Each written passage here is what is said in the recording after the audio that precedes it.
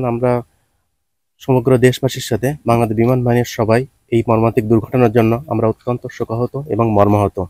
আমরা দোয়া করি যারা নিহত হয়েছে তাদের রুহুর মাগফিরাত কামনা করি এবং দোয়া করি আল্লাহ যেন তাদের নিহতদের পরিবারকে যেন ধৈর্য ধারণ করার তৌফিক দান করে, তাড়াতাড়ি তাদেরকে স্বাভাবিকভাবে এই কষ্ট যেন সহ্য করার শক্তি দান করে।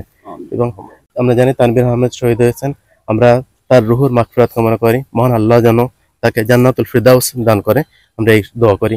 এবং যারা আহত অবস্থায় এখন হাসপাতালে চিকিৎসাধীন আছে, আমরা দোয়া করি যেন দ্রুত তারা সুস্থ লাভ করে আরোগ্য লাভ করুক এবং আমাদের মাঝে সুস্থ হয়ে ফিরে আসুক। আপনারা জানেন বিমান বাহিনী সবসময় দুস্থদের সবার যখন এই দুর্ঘটনা হয়েছে, বিমান বাহিনী ছিল ফার্স্ট রেসপন্ডার এবং সর্বাধিক সহযোগিতা করছে বিমান বাহিনী। এবং এবং আপনারা আরো জানেন যে বিমান বাহিনী একটা ডিজাস্টার সেল গঠন করছে। এই সেলের মাধ্যমে বিমান বাহিনী তার সমস্ত কাজ করতে, এই উদ্ধার কাজ এবং যত কাজ করে যাচ্ছে। এছাড়া বিমান বাহিনীর